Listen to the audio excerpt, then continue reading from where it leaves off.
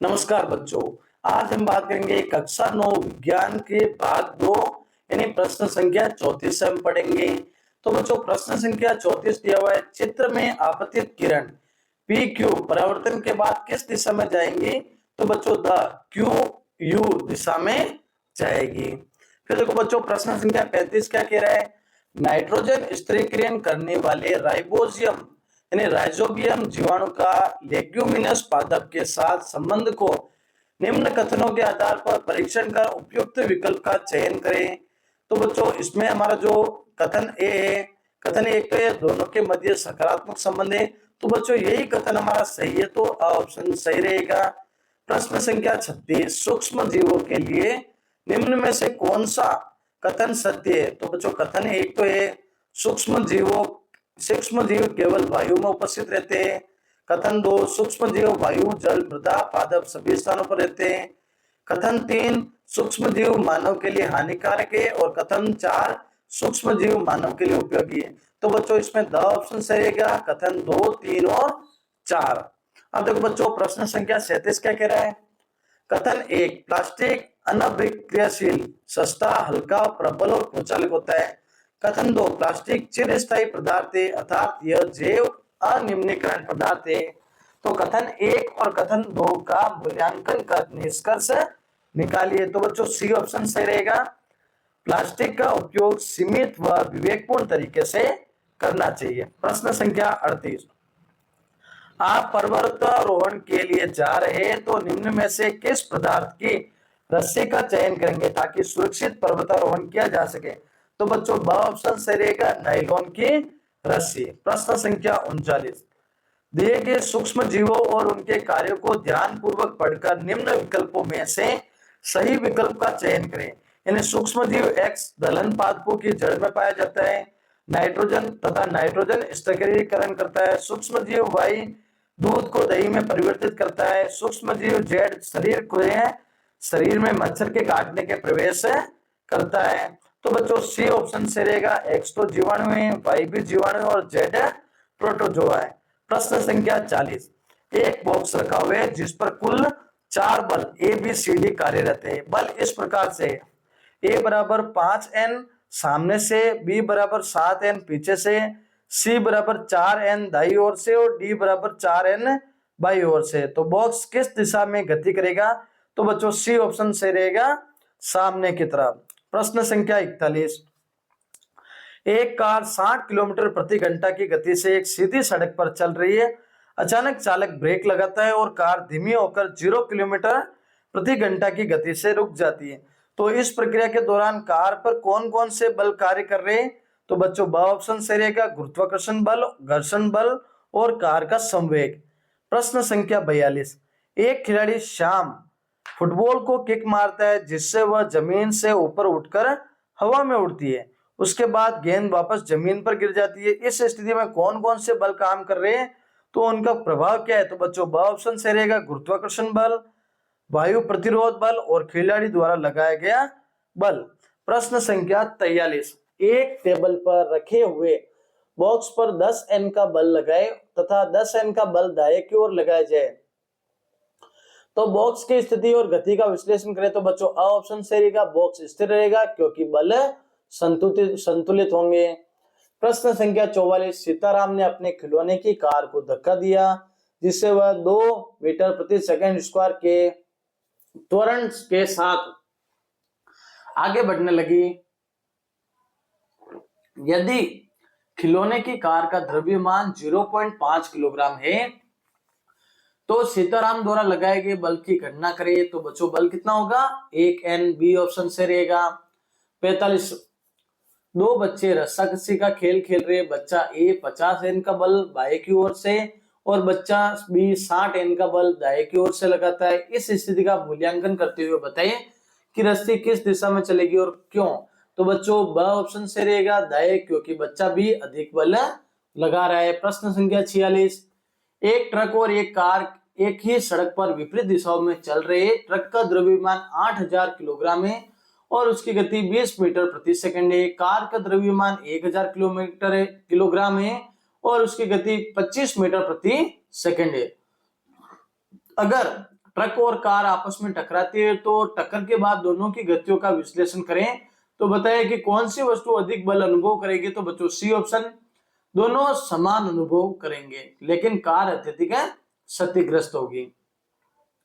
प्रश्न संख्या 47, सूक्ष्म जीवों के समूह में से किसे आप सबसे अधिक हानिकारक मानेंगे और क्यों? तो बच्चों डी ऑप्शन से रहेगा। मलेरिया विषाणु, ये मनुष्यों में मलेरिया रोग को उत्पन्न कर देते हैं।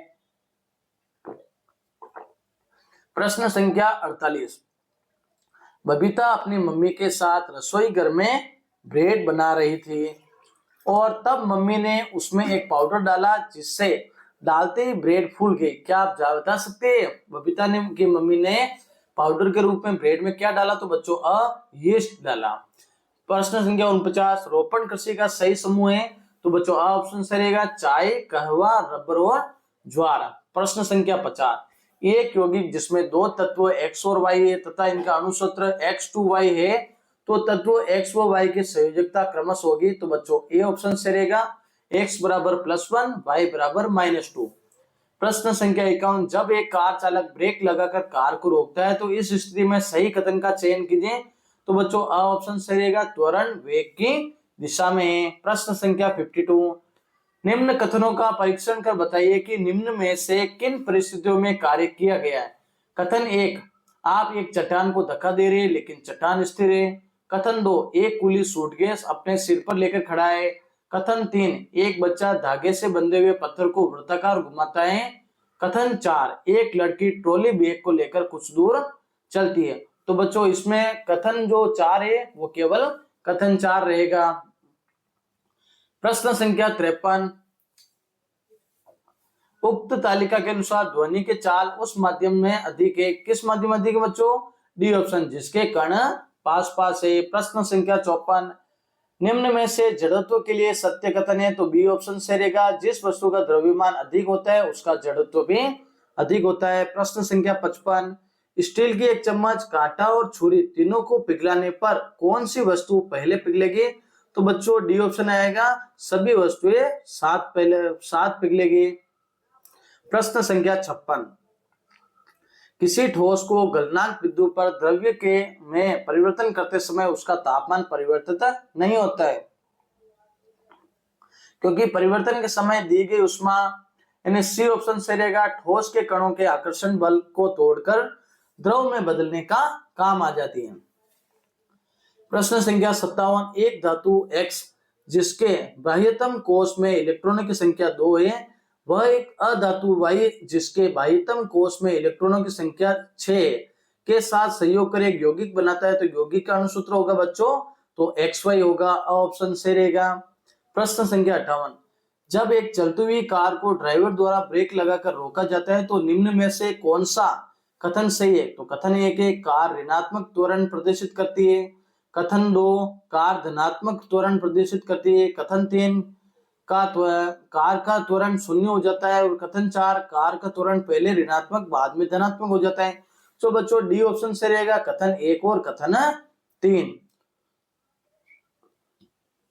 प्रश्न संख्या 59, दिए गए जंतु एवं पादप कोशिका के चित्रों को ध्यान पूर्वक देखकर आप जंतु एवं पादप कोशिका में अंतर के लिए निम्न में से किस समूह का चयन करेंगे?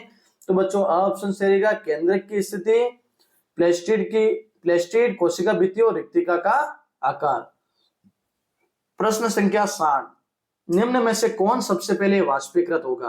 तो बच्चों डी ऑप्शन से रहेगा, धूप में फर्श पर फैला हुआ 100 ml जल। प्रश्न संख्या 61, तेज आंधी चलने पर मक्का की फसल जमीन पर लेट जाती है और नुकसान होता है जबकि चने की फसल को ऐसा नहीं होता। तो बच्चों इसका कारण चने में निम्न उत्तक पाया जाता है, कौन सा पाया जाता है बच्चों? स्थूल कण। प्रश्न संख्या 62, क्यूटिकल व सुबेरिन मोम का आवरण है जो कोशिका यानी अंग को बचाता है, तो बच्चों बी ऑप्शन से रहेगा, अत्यधिक वाष्पोत्सर्जन से। प्रश्न संख्या 63, वनस्पति कोशिका में अभाव होता है किसका बच्चों? Centrosome, the option. प्रश्न संख्या 64, पौधे व जंतु के स्थायी उत्तकों में विभाजन नहीं होता लेकिन चोट लगने पर घाव भर जाता है क्योंकि? तो बच्चों सी ऑप्शन से रहेगा, स्थायी उत्तक आवश्यकता पड़ने पर विभियोजक उत्तक में परिवर्तित होता है। प्रश्न संख्या 65, कमल या राजमा के बीज को थोड़ा घिसकर उगाने से जल्दी अंकुरित होता है, क्योंकि तो बच्चों बी ऑप्शन से रहेगा छिलके से जमाव को हटाने से जल पारगम्यता बढ़ती है। प्रश्न संख्या 66, डीएनए से संबंधित कौन सा कथन गलत है? तो बच्चों गलत ऑप्शन है डी। तो हम सही ऑप्शन को देखते हैं। डीएनए का पूर्ण नाम डीऑक्सीराइबोज न्यूक्लिक अम्ल है। क्रोमोसोम डीएनए तथा प्रोटीन के बने होते हैं और डीएनए के क्रियात्मक खंड को जीन कहते हैं। ये तीन तो सही है और डी ऑप्शन है। यानी डीएनए का जंतु कोशिका में अभाव पाया जाता है, यह केवल पादप कोशिका में पाया जाता है, ये हमारा गलत ऑप्शन है। फिर देखो प्रश्न संख्या 67, यहाँ दो कथन दिए जा रहे हैं। कथन 1, प्लेस्टिड दो प्रकार के होते हैं, क्रोमोप्लास्ट और ल्यूकोप्लास्ट। कथन 2, ल्यूकोप्लास्ट में स्टार्च, तेल और प्रोटीन का संचयन होता है। तो बच्चों सी ऑप्शन हमारा सही रहेगा। कथन 1 और 2 दोनों ही सत्य है। अब देखो जो चित्र दिया हुआ है, चित्र को देखकर बताइए यहाँ कौन सा विभाजन हो रहा है। तो बच्चों देखो इसमें ब ऑप्शन से रहेगा, अर्धसूत्री विभाजन हो रहा है। प्रश्न संख्या 69, आपको एक सफेद पाउडर दिया गया है। इस पाउडर का परीक्षण करने के लिए आपने उसे पानी में मिलाया और देखा कि पाउडर पूरी तरह से घुल गया। तो इसके बाद इस घोल को छानने पर कोई अवशेष नहीं मिला। यह पाउडर संभवतः कौन सा हो सकता है? तो ब चीनी होगा। प्रश्न संख्या 70, आपको विज्ञान लैब में कुछ पदार्थ दिए, आपको दिए गए पदार्थों में से किसे मिश्रण के रूप में वर्गीकृत किया जा सकता है और क्यों? तो बच्चों सी ऑप्शन से रहेगा वायु, क्योंकि यह विभिन्न गैसों को मिलाकर बनी है। प्रश्न संख्या 71, आज विद्यालय कक्षा में आपको कुछ द्रव्य दिए गए तो साथ ही बोला गया है कि इनमें से कोलाइड को पृथक करो। कौन सा सबसे प्रभावी तरीका है यह पता लगाने के लिए कि एक द्रव कोलाइड है या नहीं? तो बच्चों सी ऑप्शन से रहेगा टिंडल प्रभाव का निरीक्षण करना। प्रश्न संख्या 72, आपको एक प्रयोगशाला में निम्नलिखित पदार्थ दिए गए, नमक, पानी, चौक पाउडर और तेल। एक सरल प्रयोग की योजना बनाएं जो निर्धारित कर सके कि कौन सा पदार्थ घोल, निलंबन और कोलाइड के रूप में वर्गीकृत किया जा सकता है। तो बच्चों डी ऑप्शन। इन्हें उपरोक्त सभी चरण को पृथक पृथक रूप से संपन्न करेंगे। तो कौन सा चरण है? अ चरण तो है नमक को पानी में मिलाकर देखना कि वह घुलता है या नहीं, चौक पाउडर को पानी में मिलाना और देखना कि वह अवशेष छोड़ता है नहीं, और तेल और पानी को आपस में मिलाना कि देखना कि वो आपस में मिलते हैं या नहीं। वो तीनों सही है, तो डी ऑप्शन सही रहेगा। प्रश्न संख्या 73, आपके पास पानी में घुला हुआ नमक और चीनी का मिश्रण है, आप इन्हें अलग करने के लिए कौन सी प्रक्रिया का उपयोग करेंगे? तो बच्चों बी ऑप्शन से रहेगा आसवन। प्रश्न संख्या 74, आप सुबह उठे तब मम्मी द्वारा आपको एक कांच के गिलास में पानी और दूध मिला हुआ दिया, आप इसे देखकर कैसे पहचान सकते हैं ये मिश्रण समांगी और विषमांगी? तो बच्चों ऑप्शन, यदि मिश्रण समान रूप से एक जैसा दिखाई दे तो यह समांगी है। फिर देखो बच्चों प्रश्न संख्या 75, विज्ञान में प्रयोग के दौरान सुरेश को 2 विलयन दिए गए और दोनों में से निलंबन को पृथक करने के बोला गया। तो कौन सी स्थिति निलंबन को पृथक करने के लिए सुरेश की मदद करेगी? तो डी ऑप्शन से रहेगा, विलयन में निलंबन के कारण समय के साथ नीचे बैठ जाते हैं। प्रश्न संख्या 76, रानू के पास 3 तरल पदार्थ है, पानी, दूध और तेल। अध्यापक ने पूछा कि कौन सा पदार्थ पानी में घुलता है और कौन सा नहीं। तो रानू क्या करे जिससे कि वह पता लगा सके? तो डी ऑप्शन, एक एक करके पानी, दूध और तेल को मिलाए। फिर देखो बच्चों प्रश्न संख्या 77, सुरेश ने निम्नलिखित पदार्थों का परीक्षण किया, चौक पाउडर, चीनी और नमक। उसने देखा कि केवल चीनी और नमक पानी में घुल गए लेकिन चौक पाउडर नीचे बैठ गया। तो आप इस अवलोकन का क्या निष्कर्ष निकाल सकते हो? तो बच्चों सी ऑप्शन रहेगा, चौक पाउडर एक निलंबन बनाता है। प्रश्न संख्या 78, अध्यापक ने श्याम को एक पारदर्शी बोतल दी, बोतल में एक तरल पदार्थ भरा हुआ था जो धुंधला दिख रहा है। श्याम ने निष्कर्ष निकालने के लिए किस प्रक्रिया का उपयोग करे कि वह कोलाइड है या निलंबन? तो बच्चों सी ऑप्शन सही रहेगा, टिंडल प्रभाव का निरीक्षण करेगा। प्रश्न संख्या 79, आपको 4 अलग अलग तरल पदार्थ दिए गए, पानी, डीजल, सरसों का तेल और एथेनॉल। इनमें से किस जोड़ी को मिलाने पर आप एक संभागी मिश्रण प्राप्त करेंगे?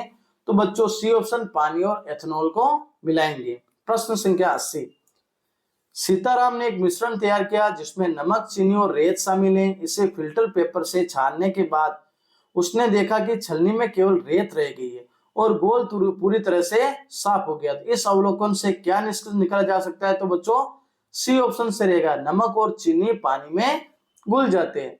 प्रश्न संख्या 81, एक पारदर्शी बोतल में दो परतें, नीचे का तरल दूधिया सफेद है और ऊपर का तरल साफ और रंगहीन है। तो इसमें आपको अध्ययन करना है कि ये कोलाइड है या मिश्रण। तो आप कौन सा तरीका अपनाएंगे? तो ब ऑप्शन से रहेगा, टिंडल प्रभाव का निरीक्षण करना। प्रश्न संख्या 82, बबीता को एक सफेद पाउडर दिया जाता है जिसे पानी में मिलाने पर उसने पानी को दूधिया बना दिया। कुछ समय बाद पाउडर नीचे बैठ गया। बबीता यह नहीं समझ पा रही थी कि ये सफेद पाउडर क्या हो सकता है। तो क्या आप बबीता को यह समझने में मदद कर सकते हो? तो बच्चों वो क्या होगा? Chalk powder. प्रश्न संख्या 83, एक छात्र ने पानी में कुछ लाल रंग का पाउडर मिलाया और देखा कि वह पाउडर में घुलने के बजाय निलंबित रह गया। तो इस अवलोकन के आधार पर आप कौन सा निष्कर्ष निकाल सकते हो? तो बच्चों सी ऑप्शन से रहेगा, पाउडर एक निलंबन बनाता है। प्रश्न संख्या 84, ध्वनि की तरंग लंबाई व आवृत्ति में संबंध है। तो बच्चों ऑप्शन सही रहेगा, तरंग लंबाई कम होने पर आवृत्ति अधिक होती है। तो बच्चों आज हमने विज्ञान के महत्वपूर्ण प्रश्न पढ़े। तो बच्चों चैनल को सब्सक्राइब करना और वीडियो को शेयर करना।